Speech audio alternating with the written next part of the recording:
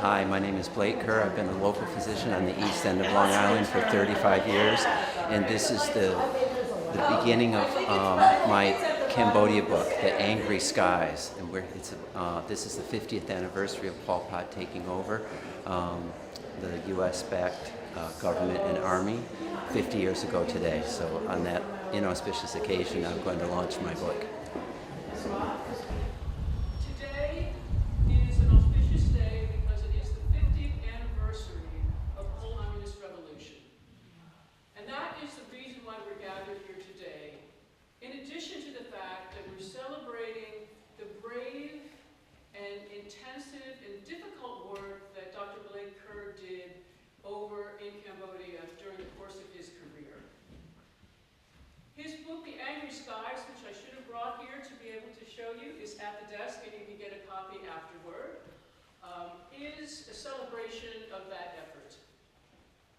As you know, Dr. Kerr has been in the community servicing all of us, myself included, for 30 plus years with grace, humility, humor, and an infectious can-do attitude.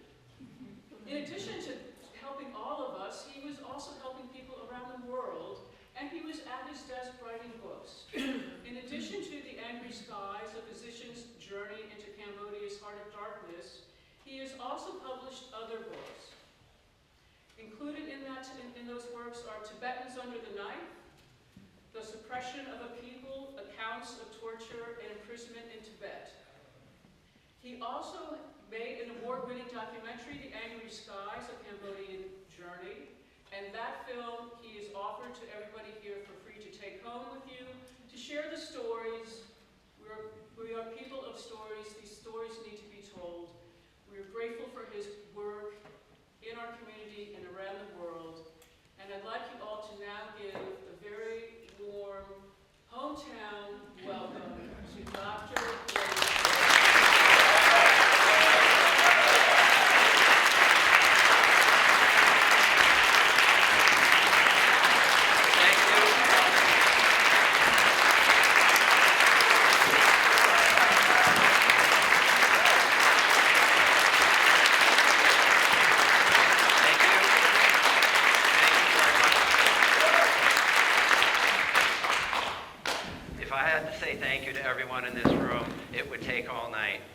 So I'm going to start with Susarai Suk Suk Bai Kinyom Chamu Blake Net Chamu Havai. Hello, how are you? It's a greeting in Khmer. As Catman said, this is the 50th anniversary of Pol Pot taking over, and the book is not published. I think we have a couple weeks to go, but I wanted to print up a couple copies and have something on this day to launch the book. 50 years ago today, men and women in black pajama pants, sandals made from tires, and red and white checkered kramas wrapped around their waist or head, marched into Phnom Penh, the capital of Cambodia, and they were with bullhorns saying, "Leave the city now. The Americans are going to bomb." All right. They evacuated 2 million people on that day. The Khmer Rouge not only defeated the U.S.-backed Lon Nol government and army, so a lot of people got killed during that day. 11,000 people died on the initial march of 200,000 people, 2 million people moving to the countryside, basically to be slave laborers, to grow rice or die. Pol Pot was not the sharpest tool in the shed, but he was very, very proud that his Khmer Rouge soldiers had beaten the United States 2 weeks before the fall of Saigon. And you all remember those pictures of the helicopters leaving from the embassy, all right? For the next 4 years, from April 17th, 1975 until January of 1979, the world knew very, very little about Cambodia. It was closed off. The Khmer Rouge in the beginning, in turning the clock back to what you've heard, year zero. Anyone with any education was killed. If you wore glasses, you killed. If you had any skill, if you could fix a car, if you were a physician, you're dead. The only thing they wanted is to grow rice and make an agrarian revolution. In 1979, when the Vietnamese in Operation Blooming Lotus, 150,000 troops. The Khmer Rouge ran like scared chickens to the Thai border, where the American Special Forces and British Special Forces were waiting for them to rearm them and resupply them to go back into Cambodia as long as they kicked or fought the Vietnamese, because the Vietnamese occupation for 10 years. So in the year about 1999, I became persona non grata from doing human rights work in Tibet. I'm not going to say China, in Tibet, and just for 2 minutes to explain that, because it'll explain the rest of it. After medical school, I got a one-way ticket to Hong Kong with my friend John Ackerley, who's a lawyer, and we went overland through China into Tibet to try to get as high as we could on the Tibetan side of Everest. When we got back to Lhasa, we saw the largest demonstrations, independence demonstrations in Tibet since the Dalai Lama fled in 1959. The country had been locked down. Tibetans live under a military occupation. I think it might be the longest military occupation anywhere to this day. So when on October 1st, Chinese National Day, which is an Independence Day, which the Tibetans do not celebrate, there were a series of demonstrations, and my first medical experiences were dealing with gunshot wounds, people who were tortured, people who were beaten with shovels. 12 people died when the police started shooting at Tibetans, men, women, children, and monks. I had a 10-year-old guy die in my hands with entrance and exit wounds pressed with my hands, bled to death. A 16-year-old boy was beat to death with a shovel inside the police station. 25-year-old guy shot through that. We could go on and on. That night, John started to organize our lives were just changing as we speak. You know, our life is, you know, let's have fun, let's go to Everest, let's have go drink cold beer in the ferocious sun and write exaggerated postcards home was about to change. So I went out snuck out to treat the wounded. There were police all over the place, but from climbing skills, we could go on rooftops. And the first group of my patients, there were 16 monks in a room hiding in a monastery, and I had no medicines for them, but I could document that long purple bruises were from being hit with truncheons. Macerated things were from being struck by a rock. Divots that were indented in scalps, those are from rifle butts. Okay, so when we got out of Tibet, we kind of had to sneak out on our own. We were in the news a lot. Some of John's photos got out to the world press, and so we were in the front of the Times for days in a row. 2 Americans in Tibet arrested. We were arrested, but I was able to escape our detention because we were only on the 2nd floor, and that wasn't a very high drop out the window. But I also met something worse than the victims of torture. In one man, he was shot through the calf, and he was taken to the hospital because obviously, and he overheard they were going to take him to prison because why are you shot? You're demonstrating, you're a bad guy. And I was nervous, and I asked his wife, who was 18 years old, just making conversation, do you have any kids? And right away I knew I'd made a faux pas. She didn't say anything for minutes, and then finally came forth with, when she was 6 to 8 months pregnant, I'm still not quite sure, her work unit leader noticed that she was pregnant and made her go to the hospital.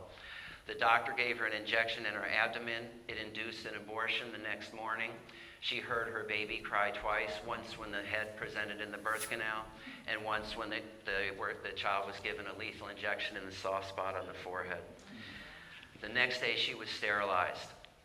When John and I got out, we were able to stay for a couple weeks, and I'm not going to go through any more stories of wounded, but it was a life-changing thing when we met the Dalai Lama. He had asked to meet us. We were the first people who had witnessed any demonstrations in a timely fashion. There were 50 demonstrations in Tibet since 1959, but how long did it take to escape from Tibet and get to Dharamsala and tell the Dalai Lama?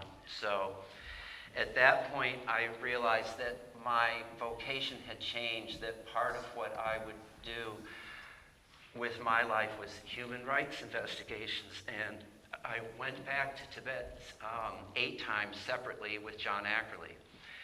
And so by 1999, I've become persona non grata. And at that point, I'm looking for, something to do. And there was a gentleman who came in to the clinic, Wayne Scott Walken Medical Care, tall guy, handsome, tinted Ray-Bans. He goes by his call sign. He was a Navy pilot. And he came in and said that, the initial thing, what are you here for? And he said, I'm having trouble sleeping. And so going through the questions, he starts telling me about he was a pilot in Vietnam. He knew he had to take his insignia off. He knew he was over Cambodia. It was top secret. After they went on a bombing mission, they showed him satellite photos. He could see the name, what cigarettes people are smoking from the top of their pocket. He could tell by the depth of what they were carrying by the depth of the imprint of their sandals in the dirt, right? But he also saw splattered people, water buffalo, the effects of bombing. And then he said, when I was 20 years old, I didn't think about that I had killed entire villages. Now I can't stop thinking about it. And we'll get right into it now, but one quick point on American bombing. In World War II, 70% of U.S. bombs were on military targets. In Indochina, Laos, Vietnam, Cambodia, 80% of the bombs target civilians. Think of that for a second, and that's going to help process what's going on. So I figured, okay, seemed like a normal thing to do to go to Cambodia. It's another long arm of China's foreign policy, and it's intersected with U.S. foreign policy. China supports the Khmer Rouge, we do after they got kicked out. And so I went with a local guy, Bruce McMaster. It's a good thing he's not here tonight because I'd have to make fun of him. He made me ride motorcycles with him into southern Cambodia, into a Khmer Rouge area, which is still active. And it wasn't the dumbest thing in the world, but it's up there. So what happened was astounding. The first time we're down there, we met Catman. Catman was a soldier for the Khmer Rouge. In 1975, Catman was a child soldier. He was 14 years old. He literally killed thousands of people. So in Phnom Penh, they kick out 2 million people. 100,000 people, they're called new people. 100,000 people are sent down to Phnom Vor, which is where we were, and they were used as slave labor. You dig ditches, you grow rice, and you're fine. If not, they were killed. One mass grave that he filled himself had 500 skulls in it that we saw. So Catman had a PhD in killing. All right. Catman he also killed, there were 3 Western backpackers, Jean-Michel Braquet from France, David Wilson from Australia, and Mark Slater from Britain, who he had also killed recently. We didn't realize that they were killed before we got there. These backpackers are sitting on top of a train going 6 kilometers an hour, smoking marijuana, seeing the countryside. The ticket sellers said, don't go down there. Their embassy said, don't go down there. What they didn't know is that Chupin's gang, the Khmer Rouge that we went into this area, had stopped the train 18 times, killed every Vietnamese, robbed everyone on the train. So there were 13 Vietnamese on the train. They were killed. There were 17 Hun Sen soldiers on the train trying to come get the backpackers. Anyway, they were killed, and here's the backpackers on top, and they go, what are we going to do with these guys? So they kidnapped them. After 2 months, the Australian tried to escape. He didn't get very far. Catman went and got him, brought him back to camp, and they're trying to figure out what they are going to do with him to prevent them from escaping, so they cut their Achilles tendon. It's called hamstringing. That was 2 months into it. They lived for 1 more month, and in order to get 1 bowl of rice, at the end of the day, they had to crawl to the fields to work. That was just, Khmer Rouge, status quo. So all of a sudden, I'm faced with this lunatic. He was definitely psychotic, but very charismatic, intelligent. He knew enough to, after killing thousands, to become a telegraph operator. Now he's in the back, behind the front lines, right? And that'll make sense later. So anyway, I figured I was pissed. I took the backpackers personally. I mean, I could have been on that train in a previous life, and I wanted to find out a bit more about what their treatment was. And throughout this book, you'll see many stories of me going to their judges and trying to find all different levels of this and trying to put them in prison. And I decided I'm going to start a clinic with their physician. The next year, so this is 2001, their physician, his name was Dr. Noon, pronounced like high noon. Dr. Noon had what they call a pure biography. He was right up there with Pol Pot, who was killed 2 years ago in 1998. Noan Chia, Sampan, he had the best biography, and because his uncle, Ta Mok, whose nickname was the Butcher, was the most feared general in the Khmer Rouge army, who happened to have killed Pol Pot in 1998, which we'll get on the flip side. And so I figured, this was a good thing to do, to try to infiltrate these guys. So we started a clinic. The next day, the warlord, who was in prison the previous year for killing the backpackers, and they let him out when he sold 16,000 hectares of land to the corrupt judge. So just getting my bearings here. There's a lot going on. So I brought a cheat sheet in case I did this. So basically, the next day, I am taken out into Phnom Vor, and he puts a card table next to his house in the open field. It's probably 100 degrees. And he puts a loaded revolver on the card table pointed at me, and he starts threatening to kill me, and it was quite a show. I will threaten to kill you if you ask about Pol Pot times. I will kill you if you ask about the backpackers. I will kill you if anything bad happens because of our meeting. This was not going to take long. And so then he's caught me looking under the table. He had lost his foot from a landmine. Dr. Noon had done a huge operation. He had scars from his groin to both ankles. His left femoral artery was destroyed when he stepped on a landmine. Dr. Noon, in a battlefield operation, took the saphenous vein from his right leg, repaired the femoral artery under local anesthesia. 2 people died during the operation. And so I was just making sure I had the right guy. And so at that point, he's like, I couldn't understand what he said at that time, which is probably good. He puts the stump of his foot on the card table next to the gun, and I'm just sitting there going, all right, I have to figure out some way to not get killed. And so he would repeat these same questions over and over, and finally I'm like, well, what about before Pol Pot time? What about before your Khmer Rouge, right? And that opened up a floodgate of stories on American bombing. He would walk into a village after the bombing.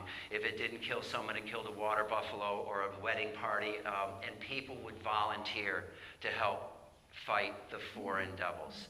That's us, okay, Americans. They all knew they were American bombs. It wasn't a secret. They knew they were flying from Vietnam, from Guam, the whole thing. The U.S. bombed. When Nixon was elected president, Kissinger, within months, ran the secret bombing of Cambodia from the White House until 1973. Then the Congress stopped it because we were carpet bombing for 6 months. It's just to think of that is so devious and so wrong. I know some of you will remember Watergate. That was from Nixon using the CIA and the FBI to find out who leaked my secret war to the New York Times. His cover-up was also included in his articles of impeachment. We're not being political here. This is just history. So with Chupin, I had common dialogue with him. We kind of bonded in weird ways. He gave me land, to buy a house for him and his mistress. I mean, it's just crazy, which didn't happen. We were seeing a lot of AIDS patients in the jungle together. He was not afraid of death. He would go right up to all kinds of people, hug them. He was, not everyone is all good or all bad. So I figured, whoa, we have a chance here with Dr. Noon that I can try and find a way to hire the Phnom Bor gang to travel with me up to the Thai border, where there were still several groups of Khmer Rouge, the leaders of the Khmer Rouge, Chupin and Noan Chia, they're not arrested yet for the tribunal. And so this is where it's a little nerve-wracking for me. Jeffrey Collet is laughing. He made me do the movie. I knew Chupin had a lot of vascular damage. He had erectile dysfunction. It was like crazy. At that time, Pfizer is giving the clinic free samples of Viagra like Skittles. Just want you to pass them out and get a lot of scripts. And so I told them, you were soldiers for the Khmer Rouge. Now you are soldiers working for me. Soldiers get a ration. I pay your expenses. You get $10 a day, okay, on top of it, and a magic pill, okay? And that probably kept me from getting killed, although there were a lot of threats. Traveling up to these enclaves, I'm the only unarmed guy. I mean, AK-47s, pistols, grenades. Anybody see Crocodile Dundee, the big old knife? That's not a knife. We had one of those on the dash, with no sheath on it. It was insanity. And but to cut to the chase, so we got to Thailand, and I really wanted to interview the architects of the Khmer Rouge Revolution. I was naive enough to think that I could get them to critique their revolution. Well, that was wrong. So Chupin was easy to find. He was technically the commander of the Khmer Liberation Forces, his army, but he had no military training. So he's in his own house in the middle of town. We found him right away. And Chupin came with us, and Dr. Noon and Catman, the child soldier. Chupin was so nervous because he was the first Khmer Rouge officer to surrender. Because when Hun Sen came down and saw that the backpackers were crippled, they said, okay, you kill the backpackers for that, you're going to get amnesty, and you will become a colonel in the Cambodian army. So it was just crazy traveling with these guys. Chupin we're talking in French about, he studied in Paris with Pol Pot and a lot of the Khmer Rouge intelligentsia when communism was really in vogue in the late 50s. Chupin was telling me about a mistress, an affair he had with an Italian dancer in Paris. He loved to walk on the left bank at night, and then I started asking him about the bombing. He goes, the American bombing really helped us recruit. The hatred from American bombing made it easier for us to raise an army. And at that point, I started to dig into a little bit, thrown out of there. So Noan Chia, but he had no guards, no army around him, or Khmer Rouge. So Noan Chia was a different guy. He was brother number 2. He was definitely the architect of the purges and a lot of the worst policies of the Khmer Rouge. He also lived on his own mountain. He had 10,000 guys around him, his own guys. The Cambodian army had surrounded him. So it took a couple of days for Catman, who was a telegraph operator, had talked to Noan Chia before, had talked to Noan Chia's wife. And we, kept running into one dead end after another, no pun intended. And then Catman found a way in a little tiny trail in the back of the mountain. We're like, okay. And he convinced the wife to let us in because we were bringing 20 kilos of dried shrimp to the big man in the mountains. They really like their dried shrimp.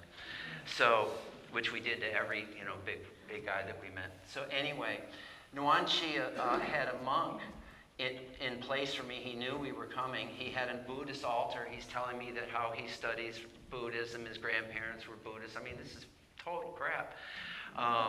He just wants to go on and on about globalization, fraternity, egalite. Everybody's a brother. We love the Americans. We don't hate anyone anymore. He did say that he was in very good shape running from American bombs, but that was about it. So I was kind of pissed. I was disappointed in myself for this crazy adventure. And then we get back to Phnom Penh, and it turns out we ran into a little trouble. Chupin's wife had told everyone, wow, Chupin's up in Thailand meeting Noan Chia with this American doctor. So when I got down there, this Hun Sen secret police were in 2 days of interviewing them, and you don't want to be interviewed by these guys who was interrogated. I got dragged into that interrogation for longer than I wished that I had. And they took Chupin to prison. So the next year, I have this brilliant idea of, you know what? So Catman asked me, Chupin's back in prison. It's like, I don't know what's going to happen to me. And Catman asked me, are you happy? I'm like, what do you mean? Am I happy? I knew that the American bombing that the hatred had helped the Khmer Rouge rise. There are many stories in the book, and some of them are funny. Here we go again.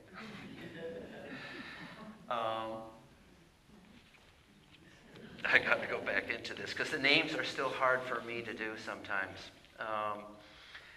So Catman said, I mentioned to him, I know the stuff about the bombing, but I am trapped by my Western didactic education. I wanted numbers. I wanted the numbers of the soldiers from 1969, before we bombed them, to 1973, 1975. And Catman goes, oh, well, why don't we meet Mr. Moon? He lives near Thailand, in the most heavily armed mined area in Cambodia. He had a picture mind, which means very, very good memory. Mr. Moon was Pol Pot's telegraph operator. Every single order that Pol Pot sent to his regional commanders and got their reply, this guy had, all right? So he said, quick story before the meat, or the vegan meat. One time, he was a funny guy. He said he didn't personally see that many American soldiers, but one time he was near the Americans and the American died. He got their walkie-talkie. So for 2 weeks, he sleeps next to the American soldiers, listening to their codes on the walkie-talkie. He learns how to, for the supply planes, we're in the boonies. At the last minute, change the coordinates, and they drop all this stuff. And he goes, I really like chocolate, sugar, cigarettes, peanut butter. It took us a while to figure out what toilet paper was for, right?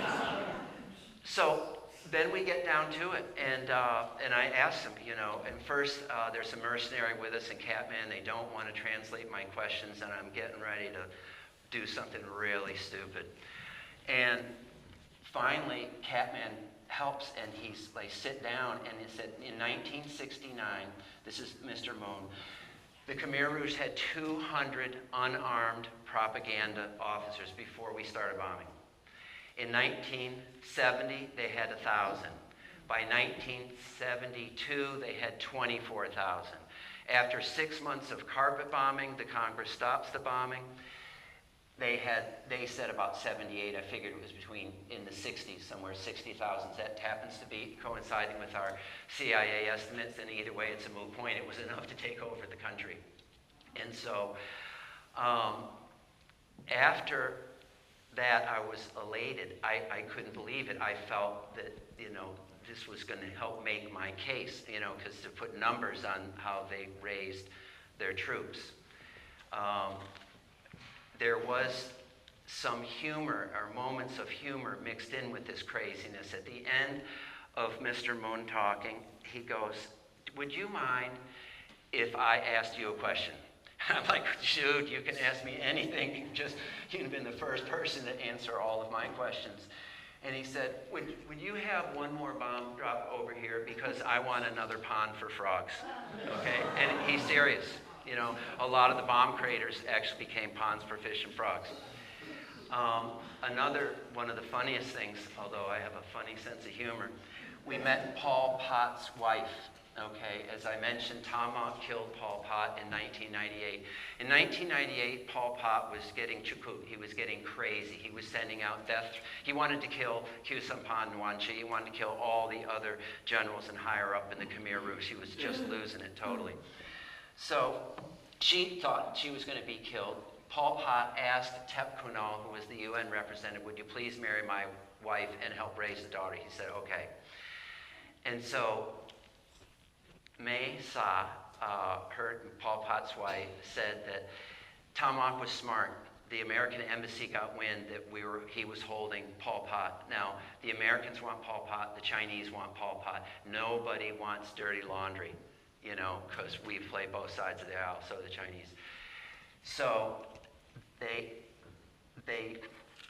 she said that the Chinese basically outbid the Americans. They gave Tomahawk $1 million in a briefcase, and they killed him on the last moment of Lunar New Year.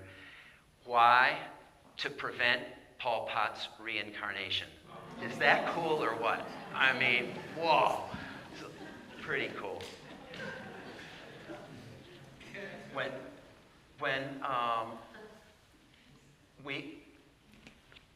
I got one or two more stories, I think, sorry. So, in going to Cambodia, I basically learned how difficult it is to win an insurgency of your own making, okay? Or that's my assessment. The bombing not only, and the hatred of the bombing enabled them to recruit, but it also poured gasoline on the genocide. The Khmer Rouge, in 1973, they controlled the whole country except Phnom Penh, and they were tying the hatred of American bombing to the hatred of people who live in Phnom Penh, who live in the city. They're stealing your rice. They're evil people, right? And that's the key to a genocide. What we see now, demonizing immigrants. I mean, you need hatred. You need to have enemies in order to mobilize an autocratic regime. So, I want to mention about the tribunal. There was an international tribunal in 2007. Thanks to Jeffrey Collet, I went with one cameraman and filmed the whole thing with you'll see it, you all have a copy of it. And, sorry, I'm losing my mic. The tribunal was criticized for taking 11 years, spending $300 million to convict 3 Khmer Rouge architects. There were 5. One died in prison, and his wife had dementia, so they let her go. My point with the tribunal, it was better than not having anything. I am just sorry that it's too late for Henry Kissinger to have a seat at that tribunal. In closing, I mentioned about the bombing in World War II, 70% military targets into China, 80% civilian targets. In Laos, to this day, the United States does not admit that we dropped 2 million tons of bombs, as much bombs as World War II, on Laos, okay? When that started, they had 13 provinces. One in the north was communist, the rest fell very quickly to communism. In Vietnam, we all know that 50,000 Americans died in Vietnam. Every war that you've ever heard of, more people than that in the U.S., soldiers die by suicide. Okay, and that only took a few years. It's true in Iraq, it's true in Afghanistan, okay, then died in action. But what about the 2 million Vietnamese that died, okay, from American bombs? What about 10 million refugees? All right, so in summary, just to end, I just think it's a shame and a crime and so unfortunate that to this day that the United States government, which I am not disparaging, but we have not learned that our bombs create more insurgents than they kill. Laos we lost, Vietnam lost, Cambodia totally kicked our asses, right? Afghanistan, the Taliban in control right now, we had no sense of the collateral damage, the civilian damage, the hatred that that generates. I'm not going to say anything about what's going on right now because I'm sure some stuff will come up in the questions, but thank you very much. That is my brief introduction to you of the Khmer Rouge, but obviously it goes into a lot more depth in the book. Peter.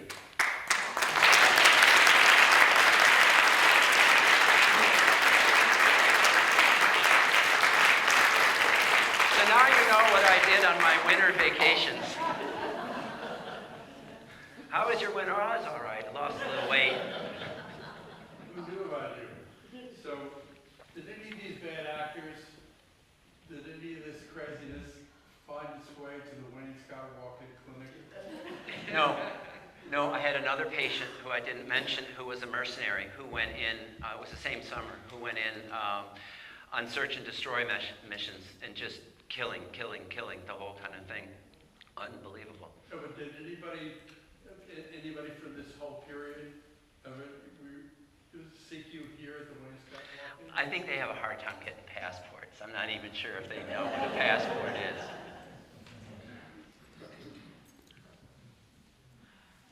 Yeah.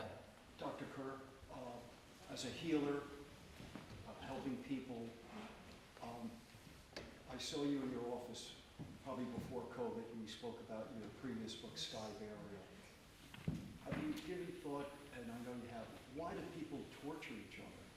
Why not just the Berlin Wall fell, there was not a shot fired. Nelson Mandela, not a shot fired. The English surrounded the Dutch here, 1700, not a shot fired. It's brutal. A lot of my extracurricular activities doing human rights investigations, trying to investigate that, document it, and understand it.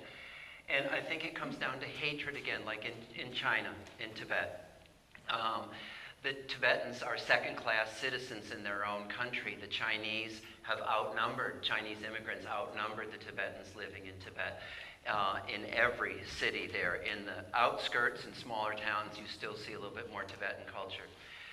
But it comes down to, I think, the Chinese look at the Tibetans, you're dirty, you're filthy, you're backward, you know, and compared to the Chinese being more civilized in certain ways, you know, having toilets, whatever. I mean, but I think that's it. You know, you somehow have to dehumanize you justify that you can do this to them because they are worthless, or they are your enemy, or they are to be, you know, killed. David. What is the year the first time you went into Cambodia? How did you get in and how did you get out? Was that 2000. We flew to Korea, then flew into Bangkok and went into the Angkor Wat temples, a short flight. Then went down by boat to Phnom Penh, and Phnom Penh has just like a couple tourist attractions, right? You got the torture museum, you got the killing fields, maybe a monastery or something where the king lives. But so when I met Bruce, you know, he was like also tired of the tourist attractions and wanted to see Cambodia, so got me to ride motorcycles, and then started the whole thing off. Tell me Vernon. about Hun Sen, the current leader of Cambodia. He was a former Khmer. Exactly right. In 1973, Hun Sen was the commander of some battalion or something, and he lost a battle. And so he knew what the punishment for that was, that you would be killed. So he escaped to Vietnam. It took him a couple years to convince the Vietnamese that he wasn't a double agent. The Vietnamese in 1979, when they came back in and took over, they installed Hun Sen as prime minister. He was the youngest prime minister in the world at that point, I think 24, 26. He was prime minister till about a year ago, is that right? Now his son, Hun Mamet or something, is the prime minister.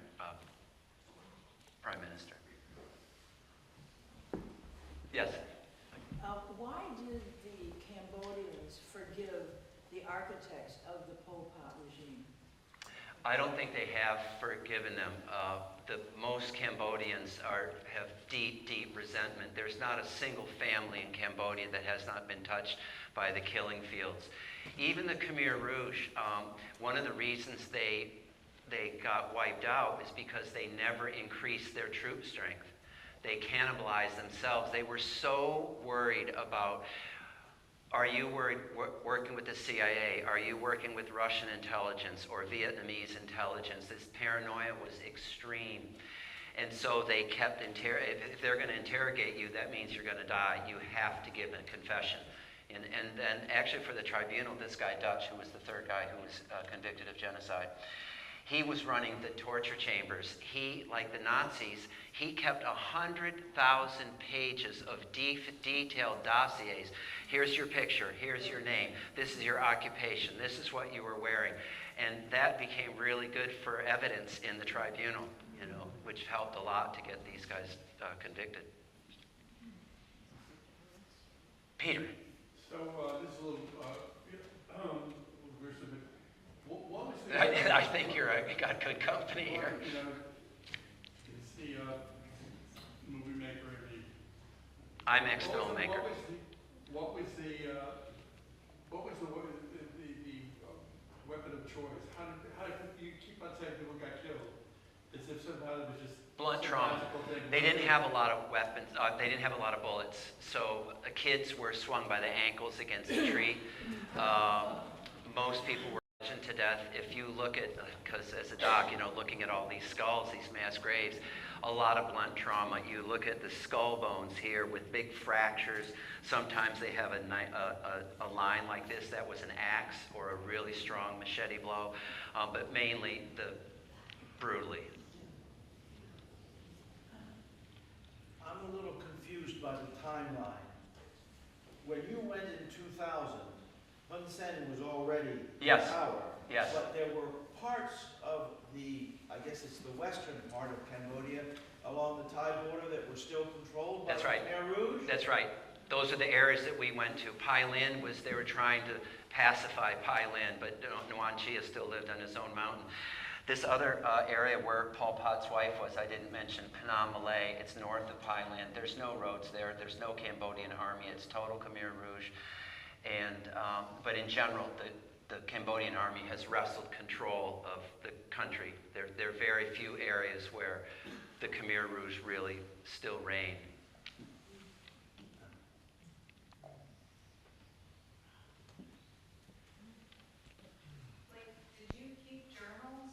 Oh, yeah. You kept journals? Yeah. Yeah, journals are great. Jim? These experiences are extraordinary, to say the least. And I can picture being in your office thinking, this is one of the safest places on the planet. So, seriously, what did you have to do in your mind to come back to Wainscott? I really like indoor plumbing. Electricity's not that bad, you know. It's crazy, you know, when I started traveling in my late teens and early 20s, I was several years in India. You know, you go to India and really see the mucky muck, you know, and come back and you're standing in front of your refrigerator going, oh my God, I would only wear blue jeans and a t-shirt for like 6 months, you know. It's such a culture shock, and the culture shock is coming back. You know, you go on these wild adventures in our lives, and then you come back home and it's like, wow, well, this is really something. Jeffrey. Maybe I might wires crossed, but was it there? I know in Tibet you were taking photographs secretly, and you snuck out. 1999. Oh yeah, we were kicked out of China. I became persona non grata. Those 8 trips that John and I took, I had a hidden camera. I went into hospitals. I filmed forced abortions, infanticide, sterilization. I mean, it was rough stuff. I got into prisons. I got into torture chambers, interviewed the victims. Graphic shit, all right? In 2004, I was asked to testify against the president of China and the past prime minister, Jiang Zemin and Li Peng. Our CIA, our State Department, and China prevented me from going there for 7 years. When I showed up in Madrid in 2011, I had 22 kilos of evidence, you know, hidden camera, detailed lists of this is who you are, this is how old you are, this is, you know, what your story, for all those issues that I mentioned. And he gave, after saying, well, you're going to go to prison if you lie, so this is great. After the end of the testimony, he gave money for translation. It took 3 years to translate the footage that I'd done and that kind of thing. He submitted arrest warrants. He found Jiang Zemin, Li Peng, and 5 other Chinese officials guilty of crimes against humanity and genocide, and submitted arrest warrants to Interpol. Okay, so you can imagine what happened to my name at that point. And so that was in, I think, January 2011. In 2014, okay. 6 months later, China put so much pressure. You know how much pressure, how much control China has and influence in every country. They pressured, they made the Spanish court reverse its national verdict, okay? And at that point, I said, okay, screw it. I'm going to make a film for the court of world opinion from the hidden camera footage. That's on a DVD. No, you guys have the Angry Skies. That's the one where we filmed the last trip I made, which was a thing in itself, but made it through, just myself and one cameraman. You know, we got a hidden camera in Noan Chia. You know, it's just like, oh, I don't recommend it. You, being Caucasian, why didn't you stand out in places like Tibet such that they would not allow you in there until you were declared? How did you stay hidden? Change clothes every day, travel by rooftops if I could. We were literally hunted by the Chinese police, so I couldn't go back to our hotel, sleep in a different place every night, and again, changing, hey, you're about the right height. Can you mind if we switch clothes? This is a little tight, but this is better than going to jail. The Chinese were trying to, we were arrested. They were trying to re-arrest us and take us to Beijing for some questioning. So the human rights stuff that we did in Tibet, John was really instrumental in documenting their prison system. They have a thing called the Qinghai Valley. It's 200 miles of prisons, you know, and it's in China, right? I'm more specialized with the hospitals and that kind of thing. But I don't know if that answered the question. Yes? Do you sleep? Yeah, very well. Now. Mike. He would like Yeah. to ask you a question. Do you feel the Vietnamese are the true heroes of defeating Pol Pot? Well, okay, here's a little history on that. At the end of Pol Pot, so we're getting to 1979, so the Christmas Eve right before that, there was a Scottish journalist named Malcolm Caldwell, who was Elizabeth Becker, who was a very well-known and respected journalist who wrote one of the greatest books on Cambodia. Pol Pot asked 3 of these journalists to come in and interview him. No one interviews Pol Pot. You listen to Pol Pot, right, for like 2 or 3 hours. And so one of his other guys came in after that, and he realized that Pol Pot, again, not the smartest tool in the shed, Pol Pot had given away to this Scottish journalist who was a communist, so sympathetic to the Khmer Rouge. He let the cat out of the bag that Pol Pot in his big brain was planning on very shortly invading Vietnam. He thought he was going to recreate the Khmer Empire from the 9th to the 13th century, you know, that the Khmer God Kings did with slave labor and that kind of stuff, but the Vietnamese got wind of it and they shut that down in a heartbeat. Crazy, isn't it, how it flips from one side? So to answer your question, I don't know if there are any heroes. I know that the pain and the suffering that we have inflicted on other countries is just beyond, and we have to sober up. You know, we just have to get a better way. Okay, no one mentioned Gaza. I don't care what your politics are. Ethnic cleansing is a crime. Raising suburban, urban areas, raising them, that is a crime. Over 50,000 civilians killed. I mean, I support Israel going after Hamas. I have no problem with that, but that's not what they're doing. They want to wipe that slate clean and colonize it. It's just the fact. It's what's happening. And it's in the news. This is their stated aim of Netanyahu and Trump have something in common. If they were not in power, they would be in prison, or they would be, good chance they would be facing that.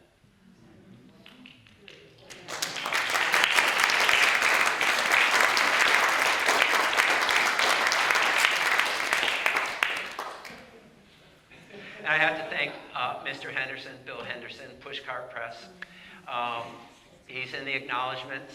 And after I'm thanking everybody for the people who read it, I had to thank Bill for reading the manuscript 3 times, twice telling me to throw out half of the manuscript and start over. Twice. And I thank you for that. But it took 25 years.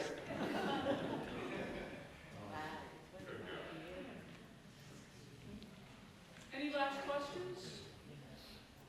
Like, yes, how did you manage to process all of this for yourself, coming back and forth, listening to all of us who are patients, aches and pains, and You were my best medicine. You know, being grounded in good people and families, and you know, and over 35 years. When I was in Tibet the first time, I lost 40 pounds. I saw so many people killed. It took 3 or 4 days to get the blood off my hands from the riot and the demonstration. I went through post-traumatic stress. Writing Sky Barrel helped me unload that. We'd be doing a press conference in New Delhi or whatever. Some firecrackers would go, you know, we're on a rooftop somewhere, and I'd be on the floor under the chair, you know, because you think you're getting shot at again. But I think that those Tibet experiences kind of hardened me in a way, or, you know, toughened me up a little bit. And then going back and interviewing people who've been tortured and raped and all this stuff. I mean, the Tibetans, to their credit, they had this, not everyone, but they had this incredible ability, like an example of one of their longest political prisoners, 20 years in prison.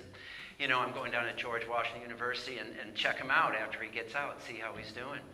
And asking him, you know, how could you survive this? And he goes, you know, I learned to look at my torturers as men who have a family. They go home to their kids at night. So trying to put that in a context like that is pretty spiritual, if you think about it. You know, to be able to forgive, I mean, that's mind-boggling. I don't think I'm there, but Sal. Have you ever been asked to share what you have found, discovered, observed with any U.S. agency? I've run across a lot of U.S. agencies. Washington's an interesting place at a party. In general, with the work in Tibet, our State Department was very much against it. I did 100 talks from Harvard to Stanford in the next 2 years with John, and at most of them, the State Department would send someone there to like find out. They're always trying to find out information that could compromise someone, like, oh, who was this person or this or that. So the State Department was basically that China Tibet is part of China, you know, so our State Department has been not really promoting or investigating human rights investigations as much as it should or could, in my opinion. And with Cambodia, we were both sides of the aisle, you know, so. Peter, you get the prize for most questions. Yeah. Any new adventures in your future? I was starting to work on another film about rock throwers in Israel, and something on the Taliban, but no. Now, my wife and I, Ning, we have one foot in Thailand. You know, we helped a small clinic get going there, and very content to not work with soldiers. So you don't want to do any more, you know, make Vietnam great I again? think there's 2 questions over there, actually, please, if you want to see them. Joyce? Yeah, hi. Yeah, like, I want to know, let's go back to the young place, Kerr. I understand that. What do you mean, young? I understand that medical school might have toughened you up to the sight of blood and rifle blood marks in people's skulls, but what about the young like Kerr prepared you for this? All right. I think part of it, when I was a kid, I was beaten with canoe paddles, with different things. My father was in the military. He was a great guy in many respects, but he was tough love. He was a little bit rough stuff. I became a juvenile delinquent, got in a lot of trouble drinking when my father died. I was 14.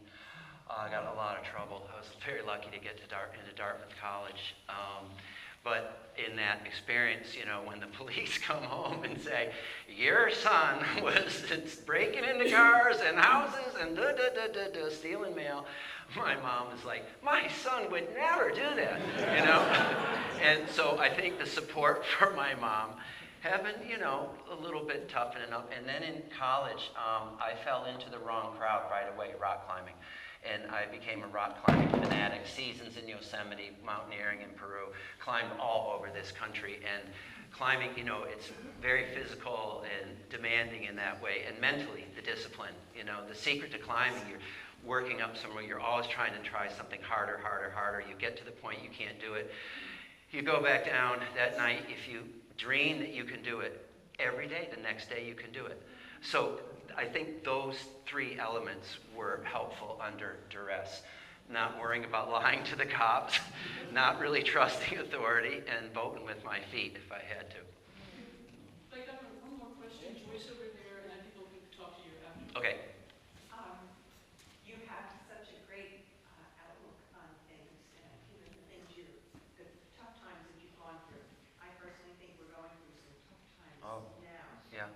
So I'd love to hear what you can say to yourself and what you might impart to us to keep in mind as we go through some difficult times. You break it down, you get down to your family, your friends, your inner circle of what we can do.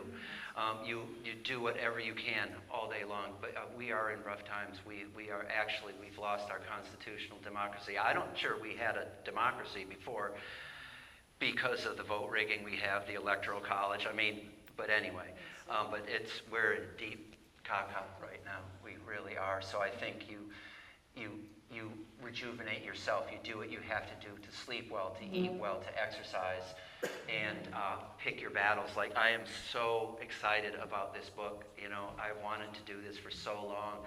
Thank you so much. But I'm gonna ride it. I'm gonna try to use the promotion of this to, you know, just raise awareness that there's a better way, you know, than bombing. Different.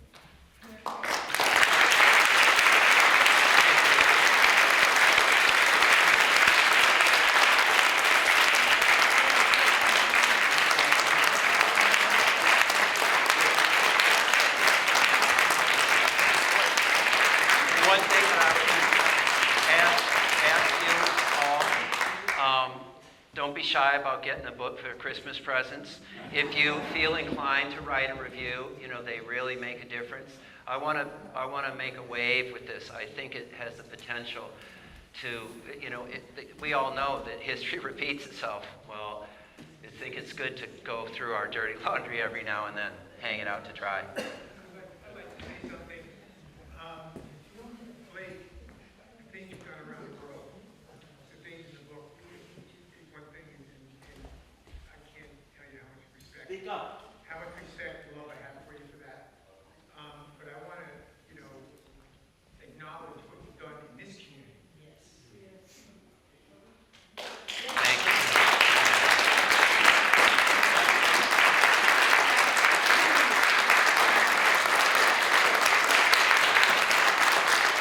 Thank you.